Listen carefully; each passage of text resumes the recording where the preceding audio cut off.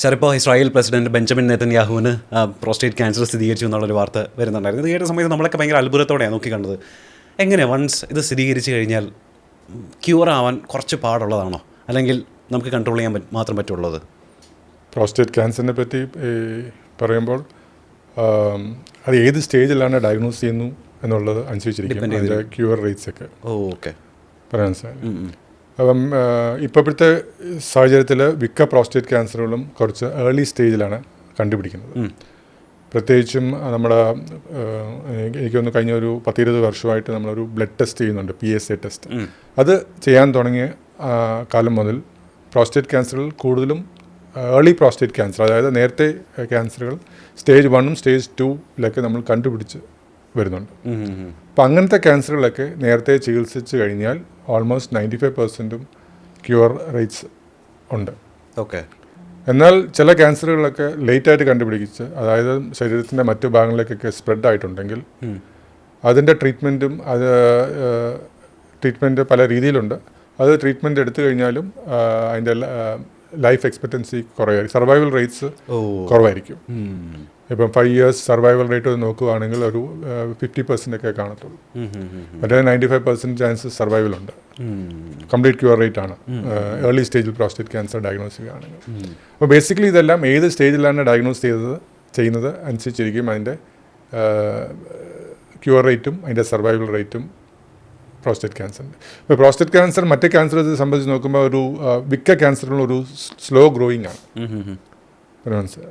Slow growing എന്ന് പറയുന്നത് വർഷങ്ങളെടുത്തിട്ടായിരിക്കും ഇത് ഉണ്ടാവുന്നതും വർഷങ്ങളെടുത്തിട്ടായിരിക്കും ഇത് പ്രോഗ്രസ് ചെയ്യുന്നതും. അതുപോലെ തന്നെ അത് മിക്ക ക്യാൻസറും, ചില ക്യാൻസറിൽ അഗ്രസീവ് ക്യാൻസേഴ്സ് ഉണ്ട്, പക്ഷേ പ്രോസ്റ്റേറ്റ് ക്യാൻസറിൻ്റെ മിക്ക ക്യാൻസറുകളും സ്ലോ ഗ്രോയിങ് ആണ്. അതുകൊണ്ട് തന്നെ നമുക്ക് എല്ലാ ക്യാൻസറും ട്രീറ്റ്മെൻറ്റ് തന്നെ വേണമെന്നില്ല. ചില ക്യാൻസറുകളൊക്കെ ഇപ്പോൾ വെസ്റ്റേൺ കൺട്രീസിലൊക്കെ ചില പ്രോസ്റ്റേറ്റ് ക്യാൻസർ കണ്ടുപിടിച്ചാലും അത് ലോ ഗ്രേഡ് ആണ്, അത് വലിയൊരു വോള്യൂം ഇല്ലാത്ത ഏർലി സ്റ്റേജ് ക്യാൻസറുകളൊക്കെ ട്രീറ്റ്മെൻറ്റ് ഒന്നും കൊടുക്കാതെ ഒബ്സർവേഷനിൽ വെച്ച് നോക്കുന്ന ആൾക്കാരുണ്ട്, ഡോക്ടേഴ്സുണ്ട്.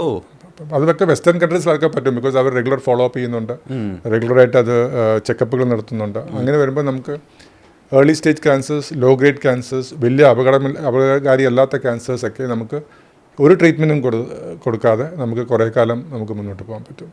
അതാണ് പ്രോസ്റ്റേറ്റ് ക്യാൻസറിൻ്റെ ഒരു പ്രത്യേകത. Because majority of the prostate cancers slow growing ആണ്, വലിയ അഗ്രസീവ് അല്ലാത്ത ക്യാൻസറിലാണ്.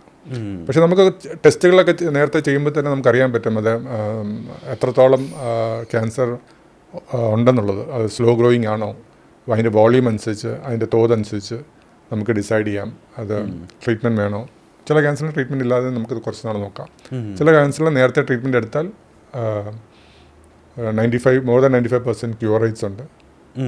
ലേറ്റ് സ്റ്റേജിൽ വരുന്ന ക്യാൻസറുകളെല്ലാം സർവൈവൽ റേറ്റ്സ് വളരെ കുറവായിരിക്കും, പ്രത്യേകിച്ച് അഗ്രസീവ് ക്യാൻസേഴ്സിനൊക്കെ.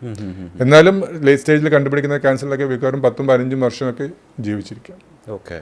ഇതിപ്പോൾ നമ്മൾ ഇവിടുത്തെ കാര്യം പറയുകയാണെന്നുണ്ടെങ്കിൽ നമ്മൾ മലയാളികൾ അങ്ങനെ എപ്പോഴും ഫിക്സഡ് ആയിട്ട് ഫോളോ അപ്പ് ചെയ്യുന്ന ആൾക്കാരൊന്നുമല്ല. എല്ലായ്പ്പോഴും നമ്മൾ ഈ ചെക്കപ്പ് ചെയ്യുന്ന ആളുകളൊന്നുമല്ല.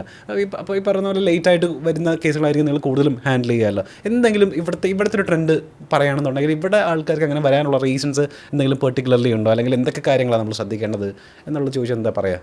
അല്ല, ഇത് ഞാൻ പറഞ്ഞില്ല, നേരത്തെ ഞങ്ങൾ ഒരു 15-20 വർഷം മുമ്പ് നമ്മൾ നോക്കുകയാണെങ്കിൽ കൂടുതലും ലേറ്റ് സ്റ്റേജിലുള്ള ഡിസീസിലാണ് കണ്ടുവന്നുകൊണ്ടിരുന്നത്. ഏർലി സ്റ്റേജിൽ പിക്കപ്പ് റേറ്റ്സ് വളരെ കുറവാണ് പ്രോസ്റ്റേറ്റ് ക്യാൻസറിൻ്റെ. ഇപ്പം പല പുതിയ നൂതനമായ ടെസ്റ്റുകൾ വന്നതോടുകൂടി, ആൾക്കാരുടെ ബോധവൽക്കരണം കൂടിയതോടുകൂടി ഇപ്പം കുറേ ഏർലി സ്റ്റേജ് ഡിസീസസ് കണ്ടുപിടിക്കുന്നുണ്ട്. അതുകൊണ്ടാണ് നമുക്ക് നേരത്തെ തന്നെ ചികിത്സിച്ച് അസുഖങ്ങൾ ഭേദമാക്കാൻ പറ്റുന്നുണ്ട്. എന്നിരുന്നാലും ചില സ്ട്രേറ്റാസ് ഉള്ള രോഗികൾ ഇപ്പോഴും ചിലത് ലേറ്റായിട്ട് വരുന്നുണ്ട്. അവരിപ്പോൾ PSA ചെക്ക് ചെയ്യുന്നുണ്ടാവുന്നില്ല, അവർ ചില രോഗലക്ഷണങ്ങളൊക്കെ അവഗണിച്ചിട്ട് മുമ്പോട്ട് പോകാറുണ്ട്. അപ്പം ഡോക്ടറെ കാണാൻ ഒത്തിരി വൈകുന്ന രോഗികളുണ്ട്. അവരിലൊക്കെ ഈ പറയുന്ന പോലെ ലേറ്റ് സ്റ്റേജ് പ്രോസ്റ്റേറ്റ് ക്യാൻസർ കണ്ടുപിടിക്കുകയും അത് അങ്ങനെ വരുമ്പോൾ നമുക്ക് ട്രീറ്റ്മെൻറ്റ് കുറച്ച് ബുദ്ധിമുട്ടാവുന്ന കണ്ടീഷൻസ് ഉണ്ടാവാറുണ്ട്. എന്തുകൊണ്ട് ഇവർക്കൊക്കെ ക്യാൻസർ ഡെവലപ്പ് ചെയ്യുന്നു എന്ന് ചോദിച്ചാൽ നമുക്ക് ഒറ്റ ഒരു ഉത്തരമില്ല. അതിൻ്റെ കുറേ പഠനങ്ങൾ നടത്തിയിട്ടുണ്ടെങ്കിലും കൂടുതലും എൻവയോൺമെൻറ്റൽ ഫാക്ടേഴ്സാണ്. ചിലതൊക്കെ പാരമ്പര്യമായിട്ട് കിട്ടുന്ന ജനിതകമായ ചേഞ്ചസ് കൊണ്ട് വരുന്നതുണ്ട്. പാരമ്പര്യമായിട്ട് കിട്ടുന്ന പ്രോസ്റ്റേറ്റ് ക്യാൻസേഴ്സ് ഉണ്ട് ഒരു 10-15% ചാൻസസ്. ഓക്കെ. അതായത് വീട്ടിൽ അച്ഛനോ അല്ലെങ്കിൽ ബ്രദേഴ്സിനോ ഉള്ളവരിൽ നമുക്ക് അടുത്ത ജനറേഷനിലുള്ള ചാൻസ് വളരെ കൂടുതലാണ്. അങ്ങനെ കിട്ടുന്ന ക്യാൻസേഴ്സ് ഉണ്ട്. അത് പക്ഷേ നേരത്തെ സ്റ്റാർട്ടും ചെയ്യും. ഇപ്പം പ്രോസ്റ്റേറ്റ് ക്യാൻസർ നമുക്കറിയാം യൂഷ്വലി ഒരു 60 വയസ്സിന് ശേഷമാണ് പ്രോസ്റ്റേറ്റ് ക്യാൻസർ കോമൺ ആയിട്ട് കാണുന്നത്. പക്ഷേ പാരമ്പര്യമായിട്ട് കിട്ടുന്ന പ്രോസ്റ്റേറ്റ് ക്യാൻസേഴ്സൊക്കെ വളരെ യങ് ഏജ് ഗ്രൂപ്പിൽ കാണാറുണ്ട്. 40-45 വയസ്സിൽ കണ്ടുപിടിക്കാറുണ്ട്. അങ്ങനെയുള്ളവരിൽ അത് കൂടുതലും അപകടകാരിയുള്ള ക്യാൻസറിലാണ്, കൂടുതൽ അഗ്രസീവ് ഉള്ള ക്യാൻസേഴ്സാണ് യൂഷ്വലി. ഈ ഹെൽത്ത് ചെക്കപ്പിൻ്റെ ട്രെൻഡ് വന്നതോടുകൂടി ഇപ്പോൾ സിംറ്റംസ് ഒന്നും ഇല്ലെങ്കിലും ആൾക്കാർ ചെന്നൊരു റെഗുലർ ടെസ്റ്റ് നടത്തുന്നുണ്ട്. അപ്പോൾ അങ്ങനെ നടത്തുമ്പോൾ പലരും ഇത് PSA എലവേറ്റഡ് ആണ് അങ്ങനെ കണ്ടുപിടിക്കുന്നവർക്കുണ്ട്. അവർക്ക് യൂറിനറി സിംറ്റംസ് ഒന്നും വേണമെന്നില്ല. അപ്പോൾ ഈ 50 വയസ്സ് കഴിഞ്ഞവർ ചിലരൊക്കെ എല്ലാ വർഷവും അല്ലെങ്കിൽ ഈ 2 വർഷം കൂടുമ്പം ഹെൽത്ത് ചെക്കപ്പ് നടത്തുന്നവരുണ്ട്. അപ്പം അതിനകത്ത് ഇങ്ങനെ നമുക്ക് ഏർലി ക്യാൻസേഴ്സ് കണ്ടുപിടിക്കുന്ന ഒരു ഇതുണ്ട്. അപ്പോൾ കിഡ്നി ക്യാൻസർ ആണെങ്കിലും പ്രോസ്റ്റേറ്റിൻ്റെ ആണെങ്കിലും ഇങ്ങനെ ഏർലി സ്റ്റേജിൽ കണ്ടുപിടിക്കുന്ന സിംറ്റം ഒന്നും വരുന്നതിനൊക്കെ മുമ്പ് തന്നെ കണ്ടുപിടിക്കാൻ പറ്റുന്ന ഒരു അവസ്ഥയുണ്ട്. ഇപ്പോഴത്തെ പ്രോട്ടോകോൾ അനുസരിച്ച് എല്ലാ പുരുഷന്മാരും 50 വയസ്സ് കഴിഞ്ഞ് നമുക്ക് രോഗലക്ഷണങ്ങളൊന്നും ഇല്ലെങ്കിൽ തന്നെ ആനുവലി ഈ PSA എന്ന് പറഞ്ഞ ടെസ്റ്റ് ചെയ്യണം എന്നാണ് അതിൻ്റെ ഇത് കണക്ക്. അപ്പം PSA കൂടുന്നതനുസരിച്ച് നമുക്ക് ഇത് ക്യാൻസർ സസ്പെക്ട് ചെയ്യും, അതിന് വേണ്ടിയുള്ള ഫർദർ ടെസ്റ്റുകൾ നടത്തുകയും ചെയ്യാം. ഓക്കെ. ഇപ്പോൾ പലർക്കും പ്രോട്ടോകോൾ ഇതിപ്പോൾ പലർക്കും ഇപ്പോൾ യൂറിനറി പ്രോബ്ലംസ് വന്നു കഴിഞ്ഞാൽ അപ്പം തന്നെ പേടിയാണ്. അതായത് ഇതെങ്ങാനും ഇത് പ്രോസ്റ്റേറ്റ് ക്യാൻസർ ആണോ എന്നുള്ളൊരു ഭയം ഉണ്ടാകും. ഇങ്ങനെ പേടിക്കേണ്ട കാര്യമുണ്ടോ യൂറിനറി പ്രോബ്ലംസ് വരികയാണെന്നുണ്ടെങ്കിൽ? ഇതാണോ ഇതിലൂടെ നമുക്ക് അങ്ങനെ അറിയാൻ പറ്റും? യൂറിനറി പ്രോബ്ലംസ് വരുന്ന എല്ലാവർക്കും പ്രോസ്റ്റേറ്റ് ക്യാൻസർ വരുന്നില്ല. വളരെ ചുരുക്കം പേർക്കേ പ്രോസ്റ്റേറ്റ് ക്യാൻസർ വരുന്നുള്ളൂ. പ്രധാനമായിട്ടും യൂറിനറി പ്രോബ്ലംസ് വരുന്നവരിൽ പ്രത്യേകിച്ച് പുരുഷന്മാരിൽ പ്രോസ്റ്റേറ്റ് ഗ്രന്ഥിയുടെ വീക്കം, അതായത് പ്രായം കൂടുമ്പം ഉണ്ടാകുന്ന പ്രോസ്റ്റേറ്റ് ഗ്രന്ഥിയുടെ വീക്കമാണ് കൂടുതൽ. അതിനെ ബിനൈൻ പ്രോസ്റ്റേറ്റിക് ഹൈപ്പർപ്ലേസിയ എന്ന് പറയും. അതാണ് ഏറ്റവും കൂടുതൽ വരുന്നത്. പിന്നെ അതുകൂടാതെ യൂറിനറി ഇൻഫെക്ഷൻസ്, മൂത്രസഞ്ചിയിലെ കല്ലുകൾ, പ്രോസ്റ്റേറ്റിലെ ഇൻഫെക്ഷൻസ്, അതൊക്കെയാണ് ഈ യൂറിനറി പ്രോബ്ലംസ് ആയിട്ട് വരുന്നത്. അതിൽ ചുരുക്കം പേർക്ക് പ്രോസ്റ്റേറ്റ് ക്യാൻസർ ഉണ്ടാകുന്നു എന്നുള്ളതാണ് എൻ്റെ വസ്തുത. ഈ ബിനൈൻ പ്രോസ്റ്റേറ്റ് എൻലാർജ്മെൻറ്റും അല്ലെങ്കിൽ ഈ പ്രോസ്റ്റേറ്റ് ക്യാൻസർ തമ്മിലുള്ള ഡിഫറൻസ് എന്താ? ബിനൈൻ എന്ന് വെച്ചാൽ ക്യാൻസർ അല്ലാത്ത പുരുഷന്മാരിൽ ഈ പ്രായം ചെല്ലുമ്പോൾ അവർക്ക് വരുന്ന ക്യാൻസർ അല്ലാത്ത ഗ്രന്ഥിയുടെ വീക്കത്തിനെയാണ് ബിനൈൻ എന്ന് പറയുന്നത്. പിന്നെ ഈ വീക്കം 2 രീതിയിലത്തെ. അപ്പോൾ അതിനകത്ത് ഈ ഗ്രോത്തിനകത്ത് ക്യാൻസറസ് ഗ്രോത്ത് ആണെങ്കിൽ അതിനെ നമ്മൾ ക്യാൻസറസ് പ്രോസ്റ്റേറ്റ് എൻലാർജ്മെൻറ്റ് അല്ലെങ്കിൽ ക്യാൻസർ ബാധിച്ചേക്കുന്നത് എന്ന് പറയും. മറ്റേത് ക്യാൻസർ അല്ലാത്ത, അതാണ് കൂടുതലും കോമൺ ആയിട്ടുള്ളത്. അതിലൊരു ചെറിയൊരു ശതമാനം മാത്രമേ ഉള്ളൂ ക്യാൻസർ ആയിട്ടുള്ള ഗ്രോത്ത് ഉള്ളത്. അതപ്പോൾ എങ്ങനെയാണ് അപ്പോൾ നമ്മൾ തിരിച്ചറിയത് ക്യാൻസർ ആണോ അല്ലയോ എന്നുള്ളത് നമ്മൾ ടെസ്റ്റ് ചെയ്ത് തന്നെ തിരിച്ചറിയാൻ പറ്റും? നമുക്ക് ഇപ്പോൾ അതിനകത്ത് ഇപ്പോൾ സാർ പറഞ്ഞല്ലേ, ഇപ്പോൾ PSA ടെസ്റ്റ് നോക്കിയാൽ നമുക്കറിയാൻ പറ്റും. ഈ ഗ്ലാൻഡിൻ്റെ വലിപ്പം വെച്ച് അവരുടെ ഏജ് വെച്ച് നമുക്ക് ഈ നോമോഗ്രാംസ് ഉണ്ട്. ഇപ്പോൾ PSA ലെവൽ ഇത്രയും താഴെ നിൽക്കണമെന്ന്. അപ്പോൾ PSA ലെവൽ കൂടുതലായിട്ട് കാണുകയാണ് നമ്മൾ. ഇപ്പോൾ PSA ലെവൽ കൂടാൻ പല കാരണങ്ങളുണ്ട്. പക്ഷേ അപ്പം നമ്മൾ ബാക്കിയുള്ള കാരണങ്ങളെ എല്ലാം എക്സ്ക്ലൂഡ് ചെയ്തതിന് ശേഷം ഇപ്പോൾ PSA പെർസിസ്റ്റൻ്റ് ആയിട്ട് എലവേറ്റ് ആയിട്ട് ഇരിക്കുന്നു, അല്ലെങ്കിൽ നമ്മൾ പരിശോധിച്ച് നോക്കുമ്പം പ്രോസ്റ്റേറ്റിനകത്ത് എന്തെങ്കിലും തടുപ്പ് കാണുന്നു, അപ്പോൾ നമുക്ക് ഫർദർ ടെസ്റ്റ് ചെയ്യണം. അപ്പോൾ ഫർദർ ടെസ്റ്റ് എന്ന് വെച്ചാൽ അടുത്തത് നമ്മൾ MRI സ്കാൻ ചെയ്ത് നോക്കിയിട്ട് ഗ്ലാൻഡിനുള്ളിൽ ഏത് ടൈപ്പിൽ എന്തെങ്കിലും ഡൗട്ട്ഫുൾ ഏരിയാസ് ഉണ്ടോ നോക്കിയിട്ട് എന്നിട്ട് ബയോപ്സി എടുത്ത് സ്ഥിരീകരിക്കുക ചെയ്യുന്നത്. അപ്പോൾ ബയോപ്സിയിൽ നമ്മൾ ഇത് ക്യാൻസർ ആണെന്ന് കണ്ടെത്തും. അങ്ങനെയാണ് പിന്നീട് അതിൻ്റെ ട്രീറ്റ്മെൻറ്റ്, പിന്നെ ക്യാൻസറിൻ്റെ രീതിയിലുള്ള അതിൻ്റെ സ്റ്റേജിങ് ഒക്കെ കണ്ടുപിടിച്ച് അങ്ങനത്തെ ട്രീറ്റ്മെൻറ്റിലേക്ക് പോവുക. ബിനൈൻ ആണെന്നുണ്ടെങ്കിൽ സാധാരണ ഇപ്പോൾ PSA എലവേറ്റഡ് ഒന്നും അല്ല. അപ്പോൾ PSA എലവേഷൻ കാര്യമായിട്ടുണ്ടാവില്ല. ഉണ്ടാവാം, അതിപ്പോൾ ഗ്ലാൻഡിനകത്ത് ഇൻഫെക്ഷൻ വന്നാൽ, ഇപ്പോൾ ഷുഗറുള്ള പേഷ്യൻറ്റിന് മൂത്രത്തിൽ പഴുപ്പ് വന്ന് മൂത്രത്തിലെ പഴുപ്പ് ഇത് ഗ്ലാൻഡിനെ ബാധിച്ച് PSA കൂടാം. അപ്പോൾ പക്ഷേ അതിന് നമ്മൾ ആൻറ്റിബയോട്ടിക് ഒക്കെ എടുത്ത് ചികിത്സിച്ചതിന് ശേഷം PSA വീണ്ടും കുറഞ്ഞ നോർമലിലേക്ക് വരും. ഓക്കെ. അപ്പോൾ അങ്ങനെയാണ് നമ്മൾ ഇത് പ്രശ്നമുള്ളതാണോ അതൊരു കോൺസ്റ്റൻ്റ് ഒരു ട്രീറ്റ്മെൻറ്റിൻ്റെ ഭാഗമാണ്. പിന്നെ അപ്പോൾ ഈ പ്രായം അനുസരിച്ച് വരുന്ന ഈ ഗ്രോത്ത് കാരണം മൂത്ര തടസ്സം, മൂത്രം ഒഴിക്കാൻ ബുദ്ധിമുട്ട്, രാത്രി പലതവണ എഴുന്നേൽക്കേണ്ടി വരിക, മൂത്രം ഒഴിക്കണമെന്ന് തോന്നിയിട്ട് ബാത്റൂമിൽ ചെന്ന് നിൽക്കുമ്പോൾ മൂത്രം ഒഴിച്ച് തുടങ്ങാനായിട്ടൊരു ഒരു താമസം വരിക, കുറേ സമയം എടുത്ത് ഒഴിക്കുക, മുക്കേണ്ടി വരിക, ഇതൊക്കെയാണ് ഇതിൻ്റെ സിംറ്റംസ്. ചിലർക്ക് ഇപ്പോൾ അതിനൊപ്പം ഷുഗറോ ഇങ്ങനത്തെ ഇഷ്യൂസ് ഉണ്ടെങ്കിൽ അവർക്ക് ആവർത്തിച്ച് മൂത്രത്തിൽ പഴുപ്പ് വരിക, പലതവണ മൂത്രത്തിൽ ബ്ലഡിൻ്റെ അംശം കാണുക. അപ്പോൾ ഇതൊക്കെയാണ് ഇതിൻ്റെ സിംറ്റംസ്. ഓക്കെ. ഈ ബിനൈൻ എന്ന് പറയുമ്പം ബിനൈൻ നമുക്ക് ബുദ്ധിമുട്ടൊന്നും ഇല്ല. യൂറിനറി സിംറ്റംസ് ഒന്നും ഇല്ലെങ്കിൽ അതിനെ ട്രീറ്റ് ചെയ്യേണ്ട കാര്യമില്ല. മനസ്സിലായില്ലേ? ബിനൈൻ പ്രോസ്റ്റേറ്റിക് ഹൈപ്പർപ്ലേസിയ അത് നമുക്ക് ട്രീറ്റ് ചെയ്തില്ലെങ്കിലും നമുക്ക് വെറുതെ വെക്കാം. കുഴപ്പമൊന്നും ഉണ്ടാവും. അങ്ങനെയല്ല, പ്രായം കൂടുമ്പോൾ ഉണ്ടാകുന്ന സാധാരണ ഒരു അപകടകാരി അല്ലാത്ത ഒരു പ്രോസ്റ്റേറ്റ് ഗ്രന്ഥി വീക്കാണ്. പക്ഷേ പ്രോസ്റ്റേറ്റ് ക്യാൻസർ അങ്ങനെയല്ല. നമുക്ക് സിംറ്റംസ് ഇല്ലെങ്കിൽ തന്നെ നമുക്ക് അത് ട്രീറ്റ് ചെയ്യണം. അല്ലെങ്കിൽ അത് ശരീരത്തിൻ്റെ മറ്റു ഭാഗങ്ങളിലേക്ക് അത് സ്പ്രെഡ് ആകാം. അത് നമ്മുടെ ലൈഫ് ഇതിനെ ബാധിക്കുന്നതാണ്. ഇപ്പോൾ പറഞ്ഞല്ലോ, ഇപ്പോൾ ബിനൈൻ ആണെന്നുണ്ടെങ്കിൽ ഇത്തരം ലക്ഷണങ്ങളൊക്കെ ഉണ്ടാവും എന്നുള്ളത്. ഇപ്പോൾ യൂറിനറി റിലേറ്റഡ് ആയിട്ടുള്ള ഇപ്പം പ്രോസ്റ്റേറ്റ് ക്യാൻസർ ആണെന്നുണ്ടെങ്കിൽ അപ്പോൾ യൂഷ്വലി വേറെ ലക്ഷണങ്ങളൊന്നും കാണിക്കാറില്ലേ? പ്രോസ്റ്റേറ്റ് ക്യാൻസറിൻ്റെയും ബിനൈൻ എൻലാർജ്മെൻറ്റിൻ്റെയും സിംറ്റംസ് ഒക്കെ സെയിം ആയിരിക്കും. പ്രോസ്റ്റേറ്റ് ഇൻഫെക്ഷൻ്റെ സിംറ്റംസ് സെയിം ആയിരിക്കും. ഇപ്പോൾ യൂറിനറി ബ്ലാഡറിൽ ഉണ്ടാകുന്ന ഒരു കല്ലുണ്ടെങ്കിൽ തന്നെയും അതേ സിംറ്റംസ് ഒക്കെ തന്നെ ആയിരിക്കും ഇതിനെല്ലാം ഉള്ളത്. സെയിം സ്പെക്ട്രമാണ് സിംറ്റംസ് ഒക്കെ. രോഗലക്ഷണങ്ങളൊക്കെ അതേപോലെയൊക്കെ തന്നെ ആയിരിക്കും. ഓക്കെ. ഈ ചില സമയത്തെങ്കിലും ചില ആൾക്കാർക്ക് ഈ യൂറിനിൽ ബ്ലഡ് കണ്ടിട്ട് ആൾക്കാർ പേടിക്കാറില്ലേ? അത് ഈ പറഞ്ഞ പോലെ ബ്ലഡ് കണ്ടാൽ നമ്മൾ പേടിക്കേണ്ടതുണ്ടോ, അല്ലെങ്കിൽ അത് ക്യാൻസർ ആവാനുള്ള സാധ്യത ഉണ്ടാവും? എപ്പോഴും ക്യാൻസർ ആവണമെന്നില്ല. ഇപ്പം നേരത്തെ പറഞ്ഞതുപോലെ ഇപ്പം സാധാരണ മറ്റ് യൂറിനറി ലക്ഷണങ്ങൾ പോലെ തന്നെ ബ്ലഡ് കണ്ടാൽ എപ്പോഴും ക്യാൻസർ ആവണമെന്നില്ല. യൂറിനൽ ബ്ലഡ് കാണുന്നതിന് പല കാരണങ്ങളുണ്ട്. അത് ഏറ്റവും പ്രധാനമായിട്ടുള്ള കാരണം യൂറിൻ ഇൻഫെക്ഷനാണ്. സെക്കൻഡ് കോമൺ കോസ് എന്ന് പറഞ്ഞാൽ മൂത്രത്തിൽ കല്ലുകളാണ്. അത് കഴിഞ്ഞേ ഉള്ളൂ പ്രോസ്റ്റേറ്റ് ഗ്രന്ഥിയുടെ വീക്കം, BPH, അല്ലെങ്കിൽ പ്രോസ്റ്റേറ്റ് ക്യാൻസർ തന്നെ വരാം, അല്ലെങ്കിൽ മൂത്രസഞ്ചിയിൽ എന്തെങ്കിലും ക്യാൻസർ ഉണ്ടെങ്കിൽ വരാം. പക്ഷേ ഇതിൻ്റെ മെയിൻ പോയിന്റ് എന്ന് പറയുന്നത് മൂത്രത്തിൽ രക്തം കണ്ടു കഴിഞ്ഞാൽ അത് അവഗണിക്കാൻ പാടില്ലെന്നുള്ളതാണ്. ബിക്കോസ് അത് എന്തും ആകാം, ക്യാൻസർ വരെ ആകാം. അതുകൊണ്ട് അത് നേരത്തെ ചിലർ മിക്കവാറും ഒരു തവണ മൂത്രത്തിൽ ബ്ലഡ് പോയി എന്ന് പറഞ്ഞുകൊണ്ട് അവർ വെച്ചുകൊണ്ടിരിക്കും. ചിലപ്പോൾ 2 തവണ കഴിഞ്ഞാൽ അവർ ഡോക്ടറെ കാണാൻ പോകത്തില്ല. അപ്പോഴത്തേക്കിന് ഇത് വേറെ എന്തെങ്കിലും കൊണ്ടുള്ളാണെങ്കിൽ, ഇപ്പം ക്യാൻസർ പോലത്തുള്ള അസുഖം കൊണ്ടാണ് യൂറിനിൽ കൂടെ ബ്ലഡ് വരുന്നുണ്ടെങ്കിൽ നമ്മൾ ഡിലേ ചെയ്ത് കഴിഞ്ഞാൽ ഈ നമ്മുടെ അസുഖത്തിൻ്റെ സ്റ്റേജ് മാറും. സോ ഇതിൻ്റെ മെയിൻ പോയിന്റ് എന്ന് പറയുന്നത് എപ്പോഴും ക്യാൻസർ ആവണമെന്നില്ല. പക്ഷേ ഇത് ആദ്യത്തെ ഇത് പ്രാവശ്യം തന്നെ നമുക്ക് മൂത്രത്തിൽ രക്തം കാണുമ്പോൾ തന്നെ ഒരു ഡോക്ടറെ കണ്ട് അതിൻ്റെ ഇൻവെസ്റ്റിഗേഷൻസും അതിൻ്റെ പരിശോധനകളും ചെയ്യേണ്ടതാണ്. അത് വളരെ ഇമ്പോർട്ടൻ്റ് ആയിട്ടുള്ള കാര്യം. ബിക്കോസ് മിക്ക ആൾക്കാർക്കും വേദനകൾ കാണത്തില്ല, പെയിൻ കാണത്തില്ല. ഈ വേദന ഉണ്ടാകുമ്പോഴാണ് അവർ ഒരു ഡോക്ടറെ കാണണം എന്നുള്ള ഒരു ചിന്ത വരുന്നത്. പക്ഷേ ഈ ബ്ലഡ് കാണുമ്പം അവർക്ക് വിചാരിക്കും ഇത് ഒരു തവണ വന്ന് വേറെ എന്തെങ്കിലുമൊക്കെ കാരണം കൊണ്ടായിരിക്കാം, അല്ലെങ്കിൽ എന്തെങ്കിലും ഭക്ഷണം കഴിച്ചതുകൊണ്ടായിരിക്കാം, അല്ലെങ്കിൽ അവർ സ്ഥിരമായിട്ട് കഴിച്ചുകൊണ്ടിരിക്കുന്ന എന്തെങ്കിലും ഗുളികകൾ കൊണ്ടായിരിക്കാം എന്നൊക്കെ പറഞ്ഞുകൊണ്ട് അത് അവർ വെച്ചുകൊണ്ടിരിക്കും. അങ്ങനെ വെച്ചുകൊണ്ടെന്ന് ചിലപ്പോൾ അടുത്ത ബ്ലഡ് വരുന്നത് ചിലപ്പോൾ 6 മാസം കഴിഞ്ഞിട്ടായിരിക്കും. അപ്പോൾ 6 മാസം അപ്പോഴേ ആ ഒരു ടൈം ലോസ്റ്റ് ആകുകയാണ്. അപ്പോൾ അത് വളരെ ഇമ്പോർട്ടൻ്റ് ആയിട്ടുള്ളൊരു കാര്യം. ഓക്കെ. ഇപ്പോൾ നമ്മൾ ഈ ക്യാൻസറസ് എൻലാർജ്മെൻറ്റും ബിനൈൻ എൻലാർജ്മെൻറ്റും തമ്മിൽ താരതമ്യം ചെയ്യുവാണെങ്കിലുണ്ടല്ലോ, കൂടുതൽ ബ്ലഡ് കാണുന്നത് ബിനൈൻ എൻലാർജ്മെൻറ്റിലാണ്.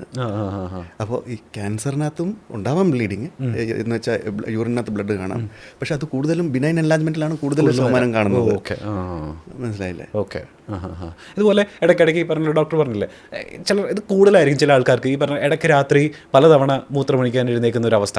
ഇത് ചിലപ്പോൾ ചിലരെങ്കിലും ഇത് സാധാരണമായിട്ട് കണക്കാക്കിയത് അങ്ങ് ഒഴിവാക്കി വിടാറാണ് പതിവ്. ഇത് എപ്പോഴാണ് നമ്മൾ ശ്രദ്ധിച്ചു തുടങ്ങേണ്ടത്? ഇപ്പോൾ രാത്രി പലതവണ മൂത്രം ഒഴിക്കേണ്ടി, ഒരു തവണ കൂടുതൽ മൂത്രം ഒഴിക്കേണ്ടി ഒരവസ്ഥയാണെങ്കിൽ അത് അബ്നോർമലാണ്. ഇതിന് പല കാരണങ്ങളുണ്ട്. ഇപ്പോൾ ചിലർക്ക് ഇപ്പോൾ രാത്രി കൂടുതൽ വെള്ളം കുടിക്കുന്ന ശീലം ഉണ്ടാകും. പകല് അവർക്ക് അവരുടെ വർക്ക് ഡിസ്റ്റർബ് ആകരുതെന്ന് വിചാരിച്ച് വൈകുന്നേരം വീട്ടിൽ വന്നതിന് ശേഷം ആയിരിക്കും കൂടുതൽ വെള്ളം കുടിക്കുന്നത്. അപ്പോൾ അതൊരു കാരണമാവാം. ചിലർ ഇപ്പം മരുന്ന് കഴിക്കുന്ന പ്രായം ചെന്നവർക്ക് ഇപ്പോൾ ഈ ശരീരത്തിൽ നിന്ന് നീര് കുറയാനുള്ള മരുന്ന് കഴിക്കും, അതനുസരിച്ച് അവർക്ക് മൂത്രം പോകും. ചില പ്രായമുള്ള ആൾക്കാർക്ക് ഇപ്പോൾ പകല മൂത്രത്തിൻ്റെ അളവ് കുറവായിരിക്കും, രാത്രിയായിരിക്കും കൂടുതൽ മൂത്രം പോകുന്നത്. അത് അവരുടെ ശരീരത്തിനകത്ത് ഈ ചില ഹോർമോൺസിൻ്റെ ഇത് വേരിയേഷൻ വരുമ്പം നോക്ടർണൽ പോളിയൂറിയ എന്ന് പറയും. അപ്പോൾ ഇത് എല്ലാ സിംറ്റംസും എപ്പോഴും പ്രോസ്റ്റേറ്റിൻ്റെ തന്നെ ആവണമെന്നില്ല, പല പല കാരണങ്ങളുണ്ടാവാം. മനസ്സിലായില്ലേ? പക്ഷെ നമ്മൾ ഇങ്ങനൊരു പേഷ്യൻറ്റ് വരുമ്പം നമ്മളത് അസസ് ചെയ്ത് ഇത് കാരണം കൊണ്ടാണ് ഇങ്ങനെ സംഭവിക്കുന്നതെന്ന് നോക്കിയിട്ട് അതനുസരിച്ചാണ് നമ്മൾ ട്രീറ്റ്മെൻറ്റ് ചെയ്യുന്നത്. ഇതിപ്പോൾ 60 വയസ്സിന് ശേഷമല്ല, ഒരു 30 വയസ്സിന് അല്ലെങ്കിൽ 35 വയസ്സിന് ശേഷം നമുക്ക് ഈ യൂറിൻ ലീക്കേജ് ഉണ്ടാകുമ്പോൾ, അല്ലെങ്കിൽ വീക്ക് യൂറിൻ പാസേജ് ആണെന്നുണ്ടെങ്കിലൊക്കെ ഇത് ബെനൈൻ എൻലാർജ്മെൻറ്റ് ആവാനുള്ള സാധ്യതയുണ്ടോ? അല്ല, 35 വയസ്സിൽ സാധാരണ അത്രയും ഒരു ഗ്രോത്ത് വരില്ല. ആ സമയത്ത് ഇപ്പോൾ ആ ഏജ് ഗ്രൂപ്പിൽ ഈ മൂത്ര തടസ്സം എന്ന് പറയുമ്പം അതിന് വേറെ കാരണങ്ങളുണ്ടാകും. മൂത്രനാളിയിൽ എന്തെങ്കിലും ചുരുക്കമുണ്ട്, അതിന് സ്ട്രിക്ചർ എന്ന് പറയും അത്, അല്ലെങ്കിൽ എലവേറ്റഡ് ബ്ലാഡർ നെക്ക്, അവരുടെ ഈ മൂത്ര സഞ്ചിയുടെ ആ നെക്കിൻ്റെ ആ ഭാഗം എലവേറ്റഡ് ആയിരിക്കുന്നവർക്ക് അങ്ങനെ വരാം. പിന്നെ ഇത് വേറെ കാരണങ്ങൾ, ഉള്ളിൽ ബ്ലാഡറിനകത്ത് സ്റ്റോൺ ഉണ്ടെങ്കിൽ അവർക്ക് മൂത്രത്തിൻ്റെ ഫ്ലോ കുറയാം. അപ്പോൾ പിന്നെ എന്തെങ്കിലും ന്യൂറോജനിക് നെർവ് റിലേറ്റഡ് തകരാറ് എന്തെങ്കിലും ഉണ്ടെങ്കിൽ ഇതൊക്കെയാണ് ഇതിൻ്റെ കാരണം. അത് ആ ഏജ് ഗ്രൂപ്പിൽ സാധാരണ 30-35 ഏജ് ഗ്രൂപ്പിൽ സാധാരണ ഇത് എൻലാർജ്മെൻറ്റിൻ്റെ ഒരു സ്റ്റേജ് വന്നിട്ടില്ല.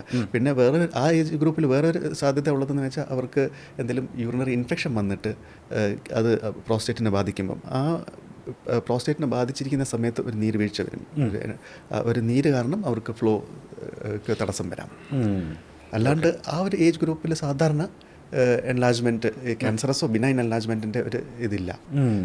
15 വയസ്സ് കഴിഞ്ഞാൽ നമുക്ക് എല്ലാ പുരുഷന്മാർക്കും ഈ ഗ്രന്ഥി നമ്മുടെ ശരീരത്തിൻ്റെ ഭാഗമാണ്. അപ്പോൾ ആ സമയത്തും തൊട്ട് നമുക്ക് സ്കാനിനകത്ത് കണ്ടു തുടങ്ങും ഇത് ഈ പ്രോസ്റ്റേറ്റ് എന്ന് പറഞ്ഞത്. പക്ഷേ എൻ്റെ പ്രായം കാരണം വരുന്ന എൻലാജ്മെൻറ്റ് സാധാരണ എൻ്റെ സിംറ്റംസ് ഒരു 45-50 വയസ്സ് കഴിഞ്ഞിട്ടാണ് എൻ്റെ സിംറ്റംസൊക്കെ ഇത് പ്രകടമായി തുടങ്ങുന്നത്. പണ്ട് എൻ്റെ കൂടെ വർക്ക് ചെയ്തിരുന്ന ഒരാൾക്ക് പതിവായിട്ട് ലീക്കേജ് അല്ല, അതായത് യൂറിൻ ലീക്കേജ് അല്ല വരുന്നത്, പക്ഷേ അവിടെ നിന്ന് ഒരു പത പോലൊരു ഡിസ്ചാർജ് എപ്പോഴും ഇന്നറിലൊക്കെ കാണുകയുണ്ടായി ഇങ്ങനെ പറയുന്ന കേൾക്കാം. അത് എന്തെങ്കിലും പേടിക്കും? അത് ഇൻഫെക്ഷൻ കാരണം, യൂറിനൽ ഇൻഫെക്ഷൻ ഇൻഫെക്ഷൻ കാരണം യൂറത്രൽ ഡിസ്ചാർജ് വരുന്നതാണത്. ഈ പ്രോസ്റ്റേറ്റ് ക്യാൻസർ നമ്മളെ സെക്ഷൽ ഹെൽത്തിന് എത്രമാത്രം ബാധിക്കും? അല്ലെങ്കിൽ ഇത് വന്നു കഴിഞ്ഞാൽ പിന്നെ സെക്ഷൽ ലൈഫ് ഉണ്ടാവും ചാൻസ് ഉണ്ടോ? പ്രോസ്റ്റേറ്റിൻ്റെ ആസ് സച്ച് പ്രോസ്റ്റേറ്റിൻ്റെ അസുഖങ്ങൾ വന്നു കഴിഞ്ഞാൽ ഈ സിംറ്റംസ് ഉണ്ടല്ലോ, യൂറിനറി ഫ്രീക്വൻസി, അതുപോലെ തന്നെ കൂടെ പോകണം എന്നുള്ള തോന്നൽ, പിടിച്ചെടുത്താനുള്ള ബുദ്ധിമുട്ട്, മൂത്രം അറിയാതെ പോകുന്നത്, ഈ സിംറ്റംസ് ഒരു പരിധിവരെ ഈ സെക്ച്വൽ ഹെൽത്ത് ഇതിനെ ബാധിക്കാറുണ്ട്. ഓക്കെ, പറയാൻ മനസ്സിലല്ല അത്. പിന്നെ ആസ് സച്ച് ഈ പ്രോസ്റ്റേറ്റ് ക്യാൻസർ എൻ്റെ അസുഖം ലേറ്റ് സ്റ്റേജിൽ കുറച്ചുകൂടെ ലേറ്റായിട്ടാണ് പോകുന്നതെങ്കിൽ ഈ അസുഖം നമ്മുടെ പ്രോസ്റ്റേറ്റ് ഗ്ലാൻഡിൻ്റെ പുറത്തേക്ക് ബാധിക്കുകയാണെങ്കിൽ, പ്രോസ്റ്റേറ്റിൻ്റെ സൈഡിൽ കൂടെയാണ് ഈ ഉദാഹരണത്തിലുള്ള ഞരമ്പുകളും അതുപോലെ തന്നെ യൂറിന് വേണ്ടിയുള്ള കൺട്രോളിനുള്ള ഞരമ്പുകളൊക്കെ പോകുന്നത്. അപ്പോൾ അത് പുറത്തേക്ക് ബാധിച്ചിട്ട് ഈ ഞരമ്പുകളെയൊക്കെ ബാധിക്കുകയാണെങ്കിൽ തീർച്ചയായും ഈ സെക്ച്വൽ ലൈഫിനെ ബാധിക്കാം. ഓക്കെ, അതാണ് വേറെ രീതിയിൽ എഫക്റ്റ് ചെയ്യുന്നത്. മൂന്നാമത്തെ ഒരു ഇത് എന്ന് പറയുമ്പം ഈ പ്രോസ്റ്റേറ്റ് ക്യാൻസറിൻ്റെ ട്രീറ്റ്മെൻറ്റിൻ്റെ ഭാഗമായിട്ട് ഒന്നെങ്കിൽ സർജറി ആയിരിക്കാം ചെയ്യുന്നത്, അല്ലെങ്കിൽ റേഡിയേഷൻ ആയിരിക്കും ചെയ്യുന്നത്, അല്ലെങ്കിൽ എന്തെങ്കിലും മരുന്നുകൾ കൊണ്ട് നമുക്ക് ചികിത്സിക്കാം. ഈ 3 രീതിയിലാണ് പ്രോസ്റ്റേറ്റ് ക്യാൻസർ ട്രീറ്റ്മെൻറ്റ് എടുക്കുന്നത്: സർജറി, റേഡിയേഷൻ, അല്ലെങ്കിൽ കീമോതെറാപ്പി, അല്ലെങ്കിൽ ഹോർമോൺ തെറാപ്പി. ഈ 3 ട്രീറ്റ്മെൻറ്റ് മൊഡാലിറ്റീസും സെക്ച്വൽ ഫങ്ഷനെ ബാധിക്കാറുണ്ട്. ഓക്കെ, കാര്യമായിട്ട് തന്നെ ബാധിക്കാറുണ്ട്.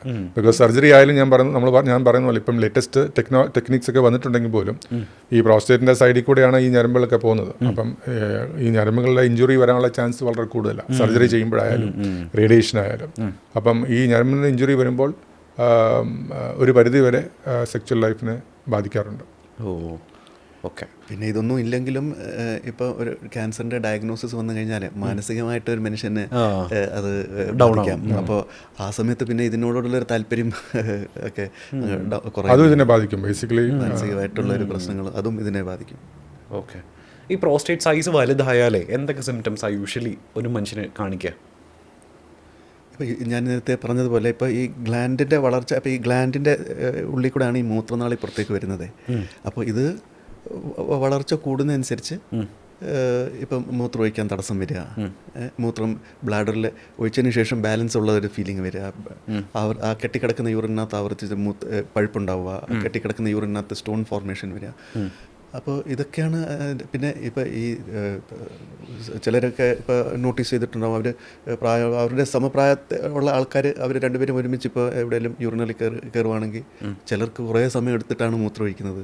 അപ്പോൾ ഫോഴ്സ് കുറഞ്ഞു പോവുക, യൂറിൻ്റെ ഫോഴ്സ് കുറയുക, കുറേ സമയം എടുത്ത് ഒഴിക്കേണ്ടി വരിക, ഒഴിച്ചതിന് ശേഷം ബാലൻസ് ഉള്ള ഒരു തോന്നൽ വരിക, തൃപ്തി ആവത്തില്ല, അവർക്ക് പലതവണ ഒഴിക്കേണ്ടി വരിക. അപ്പോൾ അത് പിന്നെ ഈ എപ്പോഴെപ്പോഴും ഒഴിക്കേണ്ടി വരിക, ഒഴിക്കണമെന്ന് തോന്നുമ്പോൾ ചിലർക്ക് എന്ന് വെച്ചാൽ അർജൻസി ഉണ്ടാവാം, ഒഴിക്കണമെന്ന് തോന്നുമ്പോൾ പെട്ടെന്ന് ഒഴിക്കേണ്ടി വരും. അത് ഈ കുറേ നാൾ ബ്ലാഡർ തടസ്സപ്പെട്ടിരിക്കുമ്പോഴേ ബ്ലാഡറിനകത്ത് ഒരു മസിൽസിനകത്തൊരു കട്ടി വെച്ചിട്ട് ഉള്ള ഒരു സിംറ്റംസൊക്കെ വന്നു തുടങ്ങും. അപ്പോൾ ഇത് ഏർലി സിംറ്റംസ് ഉണ്ട്, ലേറ്റ് ഉണ്ട്, പല രീതിയിൽ പ്രസൻറ്റ് ചെയ്യും ആൾക്കാർ. ഫ്ലോ കുറയുന്നത് പലരും പെട്ടെന്ന് ഉണ്ടാകുന്ന ഒരു മാറ്റമല്ല, ഗ്രാജുവലായിട്ടാണ്. കാരണം ഈ ഗ്ലാൻഡിൻ്റെ ഗ്രോത്ത് വളരെ ഗ്രാജുവലായിട്ടാണ് ഈ ഗ്രോത്ത് വരുന്നത്. അപ്പോൾ ചില സമയത്ത് പേഷ്യൻസ് നമ്മുടെ അടുത്ത് വന്നു കഴിഞ്ഞാൽ അവരോട് ചോദിച്ചു കഴിഞ്ഞാൽ പറയും, ഫ്ലോയിനൊരു കുഴപ്പമില്ല. അപ്പോൾ നമ്മൾ നോക്കുമ്പം സ്കാനിനകത്ത് ഗ്ലാൻഡിന് നല്ല വലിപ്പമുണ്ട്. അപ്പോൾ അവർക്ക് നമ്മൾ ഈ യൂറോഫ്ലോമെട്രി എന്ന് പറഞ്ഞ ഒരു ഫ്ലോ ടെസ്റ്റ് ഉണ്ട്, അത് ചെയ്ത് നോക്കുമ്പോൾ നല്ല വ്യത്യാസം അവർക്ക്. കാരണം നോർമൽ ഫ്ലോ 15 ml/s കൂടുതൽ വേണം, അവർക്ക് ചിലപ്പോൾ 6, 7, 8 ഇതൊക്കെ ആയിരിക്കും അവരുടെ നോർമൽ ഫ്ലോ റേറ്റ്. കാരണം ഇത് ഗ്രാജുവലായിട്ട് വരുന്ന ഒരു ഇതാകുമ്പോൾ നമ്മളത് പെട്ടെന്ന് നോട്ടീസ് ചെയ്യണമെന്നില്ല. മൂത്ര തടസ്സം എന്ന് വെച്ചാൽ ഇപ്പോൾ പെട്ടെന്ന് ബ്ലോക്ക് ആവുകയാണെങ്കിൽ നമുക്ക് എന്തായാലും അത് എല്ലാവർക്കും പറയാൻ പറ്റും, അത് അയ്യോ ഇന്നലെ വരെ ഒഴിച്ചതാണ് ഇപ്പോൾ പെട്ടെന്ന് പോകുന്നില്ല എന്ന് പറയും. പക്ഷേ ഈ ഫ്ലോ കുറയുന്നത് ഒരു ഗ്രാജുവൽ ചേഞ്ചാണ്. ചിലപ്പോൾ മാസങ്ങളെടുക്കും. അപ്പോൾ ആൾക്കാർ പലരും നോട്ടീസ് ചെയ്യാണ്ട് പോകും അത്. ഇപ്പോൾ ഡോക്ടർ പറഞ്ഞ പോലെ ചിലപ്പോൾ ഇത് നമ്മൾ ഗ്രാജുവലി സംഭവിക്കുന്നതുകൊണ്ട് നമ്മളത് മനസ്സിലാക്കാതെ പോകും. അത് മനസ്സിലാക്കാണ്ട് പോകും ഇതിൻ്റെ സിംറ്റം ആണെന്ന്. അപ്പോൾ എൻ്റെ യൂറിനൽ ഫ്ലോ അപ്പോൾ ഓക്കെയാണ്, നോർമൽ ആണെന്നുള്ള ഞാൻ എങ്ങനെയാണ് മനസ്സിലാക്കേണ്ടത്? അതിപ്പോൾ ഞാൻ നേരത്തെ പറഞ്ഞതുപോലെ സമപ്രായ ഉള്ളവർ രണ്ടുപേര് യൂറിനലിൽ കയറി, ഒരാൾ ഒഴിച്ച് പെട്ടെന്ന് വന്നു, മറ്റേ ആൾ കുറേ നേരം എടുത്തു ഒഴിക്കാൻ. അപ്പോൾ അങ്ങനെ എന്തെങ്കിലും സൂചന കിട്ടും. അല്ലെങ്കിൽ ഇപ്പോൾ വീട്ടിൽ ഇപ്പോൾ പേഷ്യൻസ് ഞങ്ങളുടെ വരുമ്പോൾ അവരുടെ കൂടെയുള്ള അവരുടെ ഭാര്യ അല്ലെങ്കിൽ മകളോ മകനോ ആരും ഇങ്ങനെ പറയും നമ്മളോട്, ഡാഡി അകത്ത് കയറി കഴിഞ്ഞാൽ കുറേ സമയം എടുക്കും അവർ മൂത്രം ഒഴിച്ച് വരാൻ. അപ്പോൾ അതൊക്കെ ഇതിൻ്റെ തന്നെ സിംറ്റംസ് ആണ്. ഓ ഓക്കെ. ഈ ബിനൈൻ പ്രോസ്റ്റേറ്റ് എൻലാർജ്മെൻറ്റ് ഇപ്പോൾ ട്രീറ്റ് ചെയ്യാതിരുന്നു കഴിഞ്ഞാൽ ഇതുപോലെ തന്നെ നമ്മൾ അറിയാതെ പോയി ഇത് വെച്ചുകൊണ്ടിരുന്നു കഴിഞ്ഞാൽ അത് കിഡ്നിയൊക്കെ ബാധിക്കാനുള്ള ചാൻസ് കൂടുതലാണോ? ഉറപ്പായിട്ടും. കാരണം ഈ ക്രോണിക് റിട്ടൻഷൻ എന്ന് പറഞ്ഞൊരു സംഭവമുണ്ട്. ഇപ്പോൾ അക്യൂട്ട് റിട്ടൻഷൻ എന്ന് വെച്ചാൽ സഡനായിട്ട് പെട്ടെന്ന് ഒരു മൂത്രതടസ്സം വരിക. അത് നമുക്ക് ആർക്കായാലും എന്ന് വെച്ചാൽ ഒരു 500 ml കൂടുതൽ ബ്ലാഡർ മൂത്രം കെട്ടിക്കിടന്നു കഴിഞ്ഞാൽ അവർക്ക് പെയിൻ ഉണ്ടാവും, അടിവയറ്റ് നല്ല സിവിയർ പെയിനാണ്, അവർ ഉടനെ ചികിത്സ തേടി ഹോസ്പിറ്റലിൽ ചെല്ലും. ക്രോണിക് റിട്ടൻഷൻ അങ്ങനെയല്ല. ഇപ്പോൾ കാലക്രമേണ ഇത് യൂറിൻ ബ്ലാഡറിനകത്ത് കെട്ടിക്കിടക്കുന്നു 100 ml, നമ്മളത് ശ്രദ്ധിക്കുന്നില്ല. പിന്നെ അത് 200, 250, 300. ചില പേഷ്യൻസ് ഞങ്ങളുടെ അടുത്ത് വരുമ്പോൾ 1 ലിറ്ററിൽ കൂടുതൽ യൂറിൻ ബ്ലാഡറിനകത്ത് ഇങ്ങനെ കെട്ടിക്കിടപ്പുണ്ട്, പക്ഷേ അവർക്ക് വേദനയില്ല. എന്ന് വെച്ചാൽ കുറേ മാസങ്ങളായിട്ട് ഇങ്ങനെ യൂറിൻ കിടന്ന് ബ്ലാഡറിൻ്റെ ടോൺ ആകെ ഇതായിട്ട് പെയിൻ അനുഭവപ്പെടുന്നില്ല. ഇതിനെയാണ് ക്രോണിക് റിട്ടൻഷൻ പറയുന്നത്. ഈ ഒരു അവസ്ഥയിലേക്ക് എത്തിക്കഴിഞ്ഞാൽ ഒന്ന് ബ്ലാഡറിൻ്റെ ഫംഗ്ഷൻ വീക്കായിട്ടുണ്ട്, പിന്നെ ഈ കെട്ടിക്കിടക്കുന്ന യൂറിൻ കാരണം ഇത് ബാക്ക് പ്രഷർ ചേഞ്ചസ് കാരണം കിഡ്നിയെ ബാധിച്ച് അവരുടെ ക്രിയാറ്റിനും കൂടി നിൽക്കുന്ന ഒരവസ്ഥയാണ് നമ്മൾ കാണുന്നത്. ഓ ഓക്കെ. ഇപ്പോൾ നേരത്തെ പറഞ്ഞല്ലോ ഡോക്ടർ, അതായത് നമ്മൾ ഏർലി ഡിറ്റക്ഷനാണ് ഇതിൽ ഏറ്റവും ചെയ്യാൻ പറ്റുന്ന കാര്യം. അതുകൊണ്ട് ആനുവലി നമ്മളിത് എപ്പോഴും പ്രോസ്റ്റേറ്റ് ചെക്ക് ചെയ്യണം എന്നുള്ളത്. എത്ര വയസ്സിൽ നമ്മളപ്പോൾ പ്രോസ്റ്റേറ്റ് ചെക്കിങ് പുരുഷന്മാർ സ്റ്റാർട്ട് ചെയ്യണം? എന്താ ഇതിനുള്ള ചെക്കപ്പ്, എന്ത് ചെക്കപ്പാണ് നമ്മൾ ചെയ്യേണ്ടത്? ഞാൻ നേരത്തെ പറഞ്ഞല്ലോ, ഇപ്പോഴത്തെ പ്രോട്ടോക്കോൾ അനുസരിച്ച് ഒരു 50 yearsന് ശേഷമാണ് ഒന്നെങ്കിൽ എല്ലാ വർഷവും അല്ലെങ്കിൽ 2 വർഷം കൂടിയിരിക്കുമ്പം ഒരു ബ്ലഡ് ടെസ്റ്റാണ്, PSA ടെസ്റ്റാണ് ചെയ്യുന്നത്. ഓക്കെ. ഇപ്പം ഫാമിലി ഹിസ്റ്ററി ഉണ്ടെങ്കിൽ, അതായത് പാരമ്പര്യമായിട്ട് ആർക്കെങ്കിലും അച്ഛനോ അല്ലെങ്കിൽ ബ്രദേഴ്സിനോ ആർക്കെങ്കിലും ഉണ്ടെങ്കിൽ ഈ ടെസ്റ്റുകൾ നേരത്തെ ചെയ്യാം. ഒരു 40-45 yearsൽ നമുക്ക് ചെയ്തു തുടങ്ങണം എന്നാണ് ഇത്. പിന്നെ ഉള്ളത് യൂറിനറി സിംറ്റംസ് ഉണ്ട്. നമുക്ക് മൂത്ര സംബന്ധമായ എന്തെങ്കിലും രോഗലക്ഷണങ്ങൾ ഉണ്ടെങ്കിൽ ഈ PSA ടെസ്റ്റ് ചെയ്തതോടൊപ്പം തന്നെ നമുക്കൊരു മലദ്വാരത്തിൽ ഒരു വിരൽ പരിശോധന ചെയ്യാം, ഡിജിറ്റൽ റെക്ടൽ എക്സാമിനേഷൻ പറയും. ഓക്കെ. അപ്പോൾ അതുകൂടെ നമുക്ക് പ്രോസ്റ്റേറ്റ് നമുക്ക് ഫീൽ ചെയ്യാൻ പറ്റും. പ്രോസ്റ്റേറ്റിൻ്റെ അത് എന്തെങ്കിലും തടുപ്പുകളോ എന്തെങ്കിലും അബ്നോർമാലിറ്റീസോ ഉണ്ടെങ്കിൽ കാണാൻ പറ്റും. അപ്പോൾ ഈ 2 ടെസ്റ്റാണ് ബേസിക് ആയിട്ടുള്ള സ്ക്രീനിങ് ടെസ്റ്റിൽ വരുന്നത്. അതായത് 50 വയസ്സിന് ശേഷം ഒന്ന് PSA ടെസ്റ്റ്, ബ്ലഡ് ടെസ്റ്റാണ്, അത് എവറി ഇയർ അല്ലെങ്കിൽ once in 2 years ചെയ്യാം. സിംറ്റംസ് ഒക്കെ ഉണ്ടെങ്കിൽ നമുക്ക് പ്രോസ്റ്റേറ്റ് ഡിജിറ്റൽ റെക്ടൽ എക്സാമിനേഷൻ ചെയ്യുന്നത് നല്ലതായിരിക്കും. ഇത് രണ്ടും കൂടി ചെയ്യുമ്പോഴാണ് നമുക്ക് പ്രോസ്റ്റേറ്റ് കുറച്ച് സസ്പീഷൻസ് പ്രോസ്റ്റേറ്റ് ക്യാൻസർ ഉണ്ടോ ഇല്ലെന്നുള്ളൊരു ഒരു ഐഡിയ കിട്ടുന്നത്. ഓക്കെ കേട്ടോ. അതായത് ഫർദർ ടെസ്റ്റിംഗ് ചെയ്യണോ വേണ്ടേ എന്നുള്ളത് ഒരു സൂചന കിട്ടുന്നത്. ബിക്കോസ് ഇത് രണ്ടിലും എന്തെങ്കിലും അബ്നോർമാലിറ്റി ഉണ്ടെങ്കിൽ നമുക്ക് ഫർദർ ടെസ്റ്റുകൾ ചെയ്യണം. ഒന്നെങ്കിൽ MRI ആയിരിക്കും, അല്ലെങ്കിൽ MRIയുടെ റിപ്പോർട്ട് അനുസരിച്ച് ഒരു ബയോപ്സിയും കൂടി ചെയ്യേണ്ടി വരും. ഈ ബയോപ്സി ചെയ്യുമ്പോഴാണ് നമുക്ക് കൺഫേം ചെയ്യാൻ പറ്റുന്നത് പ്രോസ്റ്റേറ്റ് ക്യാൻസർ ആണോ ഇല്ലയോ എന്നുള്ളത്. അതിലാണ് കൺഫർമേഷൻ. ആ കൺഫർമേഷൻ കിട്ടിയാലേ നമുക്ക് പ്രോസ്റ്റേറ്റ് ക്യാൻസറിൻ്റെ ഫർദർ ട്രീറ്റ്മെൻറ്റ്സ് നമുക്ക് കൊടുക്കാൻ പറ്റത്തുള്ളൂ. ഇപ്പോൾ ഏർലി ഡിറ്റക്ഷൻ ഒക്കെ ചെയ്ത് കഴിഞ്ഞാൽ അത് കംപ്ലീറ്റ്ലി നമുക്ക് ക്യൂറബിൾ ആവാനുള്ള ചാൻസ് ഉണ്ട് അല്ലേ? ഏർലി ഡിറ്റക്ഷൻ ചെയ്യുന്നതെന്ന് പറഞ്ഞാൽ നമ്മൾ ഞാൻ പറഞ്ഞല്ലോ, പ്രോസ്റ്റേറ്റ് ക്യാൻസറിൻ്റെ ഏത് സ്റ്റേജിലാണ് ഇരിക്കുന്നതെന്ന് അനുസരിച്ചിരിക്കും. ഏത് സ്റ്റേജാണ്, നമുക്ക് ഈ കുറേ ടെസ്റ്റുകളുണ്ടല്ലോ, ഈ ടെസ്റ്റുകളൊക്കെ ചെയ്ത് കഴിയുമ്പോൾ നമുക്ക് മനസ്സിലാവും ഏത് സ്റ്റേജാണെന്നുള്ളത്, ഏത് ഗ്രേഡാണെന്നുള്ളതും, എത്രമാത്രം പ്രോസ്റ്റേറ്റിൻ്റെ ഇൻവോൾവ് ആയിട്ടുണ്ടെന്നുള്ളതും ഒക്കെ അനുസരിച്ചിരിക്കും ക്യൂർ റേറ്റ്. സ്റ്റേജ് 1 ഡിസീസിലാണ് നമ്മൾ കണ്ടുപിടിക്കുന്നത്. PSA 10 താഴെയാണ്, ഗ്രേഡ് ഒരു ലോ ഗ്രേഡാണ്, അല്ലെങ്കിൽ ഒരു ഇൻ്റർമീഡിയറ്റ് ഗ്രേഡൊക്കെ ആണെങ്കിൽ നല്ല ക്യൂർ റേറ്റ്സ് ആണ്. മോർ ദാൻ 95% ക്യൂർ റേറ്റ്സ് ഉണ്ടാവും. ഇപ്പോൾ ചായയും കാപ്പിയും ആൽക്കഹോളും ഒക്കെ അത്യാവശ്യം കൂടുതലായിട്ട് ഉപയോഗിക്കുന്ന ഒരാളാണെന്നുണ്ടെങ്കിൽ അയാളൊരു 40-50കളിലേക്ക് എത്തി വരുന്ന സമയത്ത് ഈ യൂറിനറി സിംറ്റംസ് ഭയങ്കര വേഴ്സനായിട്ടായിരിക്കുമോ അയാൾ എഫക്റ്റ് ചെയ്യുക? അല്ല, ഇപ്പോൾ ഈ ചായ അല്ലെങ്കിൽ ആൽക്കഹോൾ കുടിച്ചെന്ന് വെച്ച് ഡയറക്റ്റ് റിലേഷൻ ഇല്ല ഇതുമായിട്ട്. പ്രോസ്റ്റേറ്റിൻ്റെ സിംറ്റംസ് ആയിട്ടോ അതോ പിന്നെ ഇത് അമിതമായ ആൽക്കഹോൾ യൂസ് ചെയ്യുവാണെങ്കിൽ എന്ത് സംഭവിക്കുന്നത് വെച്ചാൽ ഈ ബ്ലാഡർ നിറയുന്നത് നമ്മൾ അറിയില്ല. അപ്പോൾ ആ ഒരു സെൻസേഷൻ്റെ ഒരു പ്രശ്നം വരുമെന്നല്ലാണ്ട് അത് കാരണം പ്രോസ്റ്റേറ്റിൻ്റെ എൻലാർജ്മെൻറ്റ് വരുമോ അങ്ങനത്തെ പ്രശ്നങ്ങളൊന്നും ഇല്ല. പ്രോസ്റ്റേറ്റ് എൻലാർജ്മെൻ്റ് ഉള്ള ഒരാൾ അപ്പോൾ ഓൾറെഡി മൂത്രത്തടസ്സം ഉണ്ട് അദ്ദേഹത്തിന്. അപ്പോൾ അങ്ങനത്തെ ഒരാൾ അമിതമായ ആൽക്കഹോൾ കഴിച്ചു കഴിഞ്ഞാൽ എന്ത് സംഭവിക്കുന്നത് വെച്ചാൽ ഇത് ബ്ലാഡർ അങ്ങ് ഫുള്ളാവും, പിന്നെ ഒഴിക്കാൻ പറ്റാത്തൊരവസ്ഥ വന്ന് മൂത്രത്തടസ്സം വന്ന് ട്യൂബ് ഇടേണ്ടി വരും. അപ്പോൾ ആ ഒരു അവസ്ഥയിലേക്ക് പോകാതിരിക്കുക. ഇതെല്ലാം ഈ യൂറിനറി സിംറ്റംസിനെ ഡെവലപ്പ് ചെയ്യുന്നതാണ് ഇതൊക്കെ അതിനെ കൂടുതൽ. ബിക്കോസ് ഇതൊന്നും പ്രോസ്റ്റേറ്റിൻ്റെ വളർച്ചയോ അല്ലെങ്കിൽ പ്രോസ്റ്റേറ്റ് ക്യാൻസർ ഉണ്ടാക്കുന്ന കാര്യങ്ങളല്ല ഇതൊന്നും. പക്ഷേ ഇതെല്ലാം ഒന്ന് ബ്ലാഡർ ഇറിറ്റൻസ് ആണ്, ചായ കാപ്പി അല്ലെങ്കിൽ ആൽക്കഹോൾ എല്ലാം ബ്ലാഡർ ഇറിറ്റൻസ് ആണ്. രണ്ട്, ഇതെല്ലാം യൂറിനിൻ്റെ അളവ് കൂടുതലായിട്ട് പ്രൊഡ്യൂസ് ചെയ്യും. അപ്പോൾ ഇത് രണ്ടും കൂടെ ആകുമ്പം നമുക്ക് കൂടെ മൂത്രം ഒഴിക്കാൻ തോന്നും, അല്ലെങ്കിൽ മൂത്രം ബ്ലാഡർ പെട്ടെന്ന് നിറഞ്ഞിട്ട് മൂത്രം പോവാതെ വരാം, മൂത്രത്തിന് പിടിച്ചു നിർത്താനുള്ള കപ്പാസിറ്റി കുറയാം, അങ്ങനെയേ ഉള്ളൂ. അല്ല, യൂറിനറി സിംറ്റംസിനെ കുറച്ച് അഗ്രിവേറ്റ് ചെയ്യുന്നല്ലാതെ പ്രോസ്റ്റേറ്റിൻ്റെ ഡെവലപ്മെൻറ്റിൽ വലിയ റോളില്ല. ഈ യൂറിനറി ഇൻകോണ്ടിനൻസ് ഇപ്പം നമ്മൾ സർജറിക്ക് ശേഷം അതെങ്ങനെയാണ്, അത് പെർമനൻ്റ് ആയിരിക്കുമോ അല്ലെങ്കിൽ ടെമ്പററി ആയിരിക്കുമോ? ഏത് സർജറിക്ക് ശേഷമാണോ? പ്രോസ്റ്റേറ്റ് ക്യാൻസറിൻ്റെ ആണോ? ക്യാൻസറിൻ്റെ. പ്രോസ്റ്റേറ്റ് ക്യാൻസറിൻ്റെ ഇൻകോണ്ടിനൻസ് ശേഷമുള്ള ഇൻകോണ്ടിനൻസ് വരുന്നത് അത് ഏത് ടൈപ്പുള്ള സർജറി ചെയ്യുമ്പോഴാണ്. നമുക്ക് പ്രോസ്റ്റേറ്റ് ക്യാൻസറിൻ്റെ സർജറി എന്ന് പറഞ്ഞാൽ റാഡിക്കൽ പ്രോസ്റ്ററ്റക്ടമി എന്ന് പറഞ്ഞൊരു ഇതാണ് ചെയ്യുന്നത്. ഇത് രണ്ട് രീതിയിൽ ചെയ്യാം. ഒന്ന് നെർവ്സിനെ സ്പെയർ ചെയ്തിട്ടുള്ള സർജറി ചെയ്യാം, നെർവ്സിനെ സ്പെയർ ചെയ്യാതെ ചെയ്യാം. ഓക്കെ. ഇപ്പം അതിൻ്റെ ഞാൻ പറഞ്ഞില്ല, പ്രോസ്റ്റേറ്റിൻ്റെ രണ്ട് സൈഡിൽ കൂടെയാണ് ഈ ഞരമ്പുകൾ പോകുന്നത്. അപ്പം നെർവ് സ്പെയറിങ് അല്ലാത്തത്, നോൺ സ്പെയറിങ് ടെക്നീക്ക് ആണെങ്കിൽ നമുക്ക് നെർവ്സ് എടുക്കേണ്ടി വരും. ഈ പ്രോസ്റ്റേറ്റ് ഗ്രന്ഥിയുടെ കൂടെ തന്നെ നമുക്ക് നെർവ്സിനെ ചിലപ്പം എടുക്കേണ്ടി വരും. ബിക്കോസ് അതിൻ്റെ സ്റ്റേജ് അസുഖത്തിൻ്റെ വ്യാപ്തി അനുസരിച്ചാണ് നമ്മൾ പറയുന്നത്. PSA കൂടുതലാണ്, ഗ്രേഡ് കൂടുതലാണ്, പ്രോസ്റ്റേറ്റിൻ്റെ രണ്ട് സൈഡിലും അല്ലെങ്കിൽ മൊത്തത്തിൽ ബാധിച്ചിട്ടുണ്ട് എങ്കിൽ നമുക്ക് ചിലപ്പോൾ ഒരുപക്ഷെ ഈ നെർവ്സിനെ സ്പെയർ ചെയ്യാൻ പറ്റത്തില്ല. അങ്ങനെ വരുമ്പോൾ യൂറിൻ ഇൻകോണ്ടിനൻസിൻ്റെ റേറ്റ്സ് വളരെ കൂടുതലാണ്. 50%, 60% ആൾക്കാരിൽ ഇൻകോണ്ടിനൻസ് ഉണ്ടാവും. ഓക്കെ.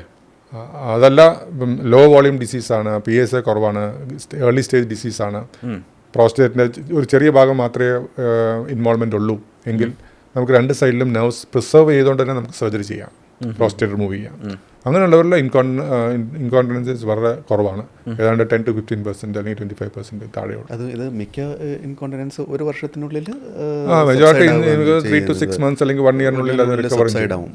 അപ്പോൾ ഇതിന് ശേഷം നമ്മളൊരു പെൽവിക് ഫ്ലോർ എക്സസൈസ് ഉണ്ട്, അല്ലെങ്കിൽ കീഗിൾസ് എക്സസൈസ് ഉണ്ട്.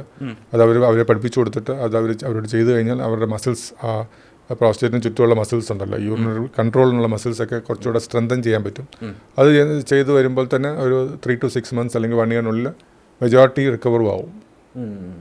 ഇതിപ്പോൾ സർജറിക്ക് ശേഷം ഇപ്പോൾ കീഗൽ എക്സസൈസ് കൊടുക്കാറുണ്ടെന്ന് പറഞ്ഞല്ലോ, അതുപോലെ മസ്റ്റായിട്ട് ചെയ്യേണ്ടതും ചെയ്യാൻ പാടില്ലാത്തതും ആയിട്ടുള്ള കാര്യങ്ങൾ എന്താ പേഷ്യൻസിന് യൂഷ്വലി ആസ് എൻ എക്സ്പേർട്സ് പറഞ്ഞു കൊടുക്കാറ്? അങ്ങനെ ഒരു ഡെഫിനറ്റ് ആയിട്ട് ഒരു ഇതില്ല. ഈ എക്സസൈസ് ചെയ്യണം ബിക്കോസ് യൂറിനറി കോണ്ടിനൻസ് ഇമ്പ്രൂവ് ചെയ്യാൻ വേണ്ടി മാത്രമാണ്. അല്ലാതെ വേറെ പ്രത്യേകിച്ച് റെസ്ട്രിക്ഷൻസ് അങ്ങനൊന്നും യൂഷ്വലി വരാറില്ല ഇതിന് വേണ്ടി. അവർ ആസ് യൂഷ്വൽ സാധാരണ ഒരു ലൈഫ് സ്റ്റൈൽ ചെറിയൊരു മോഡിഫിക്കേഷൻ വരുന്നുണ്ടാകും. ബിക്കോസ് ഒരു സർജറി കഴിഞ്ഞിരിക്കുകയാണ്, വെയിറ്റ് കുറയ്ക്കുന്നത് നല്ലതാണ്, റെഗുലർ എക്സസൈസ് ചെയ്യുന്നത് നല്ലതാണ്. അത് ജനറലി എല്ലാ ഒരു സർജറിക്ക് വേണ്ടി പറയുന്ന പോലെ തന്നെയുള്ള ഒരു ഇതാണ്. അതിന് സർജറിക്ക് ശേഷം അപ്പോൾ ഹെവി എക്സസൈസ് ഒക്കെ പോസിബിൾ ആയിരിക്കുമോ? ഹെവി എക്സസൈസ് ഇനിഷ്യലി പറ്റത്തില്ല, ആദ്യത്തെ 3 മാസം പറ്റത്തില്ല. പക്ഷേ ലൈറ്റ് അതിനുശേഷം പറ്റും, കുഴപ്പമുണ്ടാവില്ല. ഇതെല്ലാം ഇപ്പം കീ ഹോൾ സർജറി വഴിയാണ് നമ്മളിതെല്ലാം ചെയ്യുന്നത്. അപ്പോൾ അങ്ങനെ വരുമ്പോൾ വലിയ മുറിവുകളൊന്നുമില്ല. അപ്പം നമുക്ക് ഒരു 6 weeks to 8 weeks കഴിഞ്ഞിട്ട് സാധാരണ ഒരു ആൾ ചെയ്യുന്ന എക്സസൈസൊക്കെ നമുക്ക് ചെയ്യാൻ പറ്റും. ഓക്കെ. ഇപ്പം ഇതിനെ ട്രിഗർ ചെയ്യുന്ന ഏതെങ്കിലും ഫുഡ് ഐറ്റംസോ അല്ലെങ്കിൽ കൂട്ടുന്ന എന്തെങ്കിലും നമ്മളുടെ ഹാബിറ്റ്സ് എന്തെങ്കിലും ഉണ്ടെങ്കിൽ അതെന്താണെന്ന് പറയാം. ഭക്ഷണ രീതിയിൽ ഇതിനെ ബാധിക്കുകയോ അല്ലെങ്കിൽ നമ്മുടെ ഹാബിറ്റ്സ് ഇതിനെ ബാധിക്കുന്ന, ക്യാൻസറിനെ ബാധിക്കുന്ന ഇതായിട്ട് ഒന്നും കണ്ടെത്തിയിട്ടില്ല. കംപ്ലീറ്റ്ലി അത് ഹെറിഡിറ്ററിയും ഒക്കെ ഡിപ്പെൻഡ് അതെ അതെ അതെ അതെ അതെ. പിന്നെ ഏതൊരു ക്യാൻസറിനെ പോലെ പ്രോസ്റ്റേറ്റ് ക്യാൻസറാണ് ഉദ്ദേശിക്കുന്നതെങ്കിൽ ഫാറ്റി ഫുഡ്സ് ഒരു പരിധിവരെ ഇതിനൊക്കെ ഇതുണ്ട്, റിലേഷൻഷിപ്പുണ്ട്. ഫാറ്റി ഫുഡ്സ് കുറച്ച് കഴിഞ്ഞാൽ ഇതിൻ്റെ ഇൻസിഡൻസ് കുറയ്ക്കാൻ പറ്റും. അതുപോലെ തന്നെ റെഡ് മീറ്റ് കുറച്ച് കഴിഞ്ഞാൽ ഇതിൻ്റെ കുറേയൊക്കെ വലിയൊരു ഡയറക്റ്റ് റിലേഷൻഷിപ്പ് ഇല്ലെങ്കിലും ഇതൊക്കെ ഒരു ചെറിയൊരു രീതിയിൽ റിലേറ്റഡ് ആണ്. പൊതുവെ എല്ലാ ക്യാൻസറിനും റെഡ് മീറ്റ് എന്നാണ് ഇപ്പോൾ പറയുന്നത്. അപ്പോൾ അങ്ങനെ കൊഴുപ്പുള്ള ഭക്ഷണങ്ങൾ കുറയ്ക്കുക, അതും കുറച്ചാൽ നമുക്ക് തടയാൻ പറ്റുമെന്ന് നോക്കിക്കഴിഞ്ഞാൽ. അതെ അതെ അതെ അതെ. പിന്നെ സ്മോക്കിങ് അതൊരു ഇതാണ്, ചെറിയൊരു റിലേഷനുണ്ട് പ്രോസ്റ്റേറ്റ് ക്യാൻസറിനെ സംബന്ധിച്ചിടത്തോളം. അപ്പം ഇതെല്ലാം ഒരു വലിയ ഡയറക്റ്റ് റിലേഷൻഷിപ്പ് അല്ലെങ്കിൽ ഒരു സ്ട്രോങ് റിലേഷൻഷിപ്പ് ഇല്ലെങ്കിൽ തന്നെ പഠനങ്ങൾ പറയുന്നത് ചെറിയ റിലേഷനുണ്ട്. അപ്പോൾ ഇതൊക്കെ അവോയ്ഡ് ചെയ്യുന്നതും കുറയ്ക്കുന്നതും നല്ലതാണെന്നാണ്. BPH-ൻ്റെ ഇപ്പോൾ അഫക്റ്റഡ് ആണെന്ന് വിചാരിക്കുന്ന ആൾക്കാർക്കുള്ള ഏറ്റവും ഇപ്പോൾ നിലവിലുള്ള ട്രീറ്റ്മെൻറ്റ് മെത്തേഡ്സ് എന്തൊക്കെയാണ്? ഇപ്പോൾ ലേറ്റസ്റ്റ് ആയിട്ട് ഇപ്പോൾ ഈ എൻഡോസ്കോപ്പിക്കായിട്ട് ചെയ്യാൻ പറ്റുന്നത് ഹോൾമിയം ലേസർ എന്യൂക്ലിയേഷൻ എന്ന് പറഞ്ഞ സർജറി, ലേസർ എന്യൂക്ലിയേഷൻ എന്ന് പറയും. അപ്പോൾ അത് ഹോൾമിയം ലേസർ മുഖേന ചെയ്യുമ്പോൾ അത് ഹോൾമിയം ലേസർ എന്യൂക്ലിയേഷൻ എന്ന് പറയും. അപ്പോൾ അതാണ് ഫുള്ളായിട്ട് ആ ഗ്രോത്തുള്ള ഭാഗം മാത്രം നമ്മൾ റിമൂവ് ചെയ്യുന്നത്. അപ്പോൾ അതുണ്ട്. പിന്നെ മിനിമൽ ഇൻവേസീവ് ആയിട്ടുള്ളത് ഇപ്പോൾ rhizome prostate water vapour therapy ഉണ്ട്, യൂറോലിഫ്റ്റും ഐറ്റിൻഡ് എന്ന് പറഞ്ഞ പ്രൊസീജിയേഴ്സ് ഉണ്ട്. അപ്പോൾ ഇതിനകത്ത് റിസം വാട്ടർ വേപ്പർ തെറാപ്പിക്കകത്ത് പറഞ്ഞാൽ നമ്മൾ കൺട്രോൾഡ് രീതിയിൽ ഈ ഗ്രോത്തുള്ള ഭാഗത്ത്, പ്രോസ്റ്റേറ്റിൻ്റെ ഗ്രോത്തുള്ള ഭാഗത്ത് നമ്മൾ വാട്ടർ വേപ്പർ അല്ലെങ്കിൽ ആവി നമ്മൾ ഇഞ്ചെക്റ്റ് ചെയ്യുന്നത്. ഓക്കെ. അപ്പോൾ ഇത് ഇഞ്ചെക്റ്റ് ചെയ്ത് ഒരു 3 മാസത്തിനുള്ളിൽ ആ ഗ്രോത്തുള്ള ഭാഗം ചുരുങ്ങി ആ തടസ്സം മാറി നമുക്ക് മരുന്ന് 3 മാസം കഴിഞ്ഞിട്ട് നിർത്താൻ പറ്റുന്ന ഒരു ഇതാണ്. പിന്നെ ഈ യൂറോലിഫ്റ്റ് എന്ന് പറഞ്ഞ പ്രൊസീജിയറിനകത്ത് നമ്മളൊരു ചെറിയ ഒരു ടൈൻ വഴി ഇത് ഈ ഗ്രോത്തുള്ള ഭാഗം നീക്കി ആ തടസ്സം കുറയ്ക്കുന്ന ഒരു ഇത് സർജറിയാണ്. ഇതെല്ലാം മിനിമൽ ഇൻവേസീവ് സർജറീസാണ്. ഈ 2 പ്രൊസീജിയറിലും പ്രോസ്റ്റേറ്റ് നമ്മൾ റിമൂവ് ചെയ്യുന്നില്ല. ഓക്കെ. ഒന്ന് ചുരുക്കുന്നതും ഒന്ന് ജസ്റ്റ് ഒന്ന് സൈഡിലേക്ക് മാറ്റി വെക്കുന്നതും. അതുകൊണ്ട് നമുക്ക് കോംപ്ലിക്കേഷൻസും അതുപോലെ തന്നെ മറ്റ് സൈഡ് എഫക്ട്സ് ഒക്കെ വളരെ കുറവാണ്. ആശുപത്രിയിൽ കിടക്കുന്ന ദിവസങ്ങൾ കുറവാണ്, ഹോസ്പിറ്റൽ സ്റ്റേ വളരെ കുറവാണ്, പിന്നെ മറ്റ് സൈഡ് എഫക്ട്സും കുറവാണ്. പക്ഷേ ഇതിൻ്റെ ഒരു ലിമിറ്റേഷൻ എന്ന് വെച്ചാൽ ഇപ്പോഴത്തെ സ്റ്റഡീസിനകത്ത് ഒരു 60 ഈ റിസം പ്രോസ്റ്റേറ്റൊക്കെ ഒരു 60 to 70 ഗ്രാം പ്രോസ്റ്റേറ്റ് വരെ നമ്മളിപ്പോൾ പഠനത്തിൽ അത് ചെയ്ത് തുടങ്ങിയിട്ടുള്ളൂ. അപ്പോൾ അതിന് വലിപ്പം കൂടിയ ഗ്ലാൻഡ്സ് ഒക്കെ ആണെങ്കിൽ നിലവിൽ അത് റെക്കമെൻഡഡ് അല്ല. ഭാവിയിൽ റെക്കമെൻഡേഷൻസ് എന്തെങ്കിലും മാറുമോ ഇല്ലയോ നമുക്ക് നോക്കാം. ഇപ്പോഴും സ്റ്റാൻഡേർഡ് പ്രൊസീജിയർ ഈ ലേസർ പ്രോസ്റ്ററ്റക്ടമിയും അതുപോലെ തന്നെ നേരത്തെ ചെയ്തുകൊണ്ടിരുന്ന TURP പ്രൊസീജിയറൊക്കെ തന്നെയാണ്. പക്ഷേ ഇത് പുതിയ പ്രൊസീജിയേഴ്സാണ്, കുറച്ചുകൂടെ മിനിമലി ഇൻവേസീവ് പ്രൊസീജിയേഴ്സാണ്. അതുകൊണ്ട് സൈഡ് എഫക്ട്സ് കുറവായതുകൊണ്ട് തന്നെ പ്രത്യേകിച്ച് യങ് പേഷ്യൻസിനൊക്കെ, അതുപോലെ തന്നെ വലിയൊരു സർജറിക്ക് പറ്റാത്ത രോഗികളുണ്ടാവുമല്ലോ, പ്രായമുള്ളവരിൽ, അല്ലെങ്കിൽ ഹാർട്ടിൻ്റെ പ്രോബ്ലം ഉള്ളവരിൽ, അവരൊക്കെ വലിയ പ്രൊസീജിയർ, അല്ലെങ്കിൽ ഈ ലേസർ പ്രോസ്റ്റേറ്റൊക്കെ വെച്ച് സമയമെടുക്കുന്ന പ്രൊസീജിയറാണ്. അപ്പോൾ അത്രയും വലിയൊരു പ്രൊസീജിയർ ചെയ്യാൻ പറ്റാത്ത രോഗികൾക്ക് ഇങ്ങനത്തെ പുതിയ പ്രൊസീജിയേഴ്സൊക്കെ ഉപയോഗപ്പെടും. അപ്പോൾ എന്തായാലും നമുക്ക് ഈ പ്രോസ്റ്റേറ്റ് ക്യാൻസറുമായിട്ട് ബന്ധപ്പെട്ടിട്ട് ഏകദേശം ആളുകൾക്കുള്ള സാധാരണക്കാരുടെ ഡൗട്ടൊക്കെ ഏതാണ്ട് ക്ലിയർ ചെയ്ത് കൊടുക്കാൻ പറ്റിയെന്ന് വിചാരിക്കുന്നു. അപ്പോൾ thank you so much. It was quality time doctors. Thank you.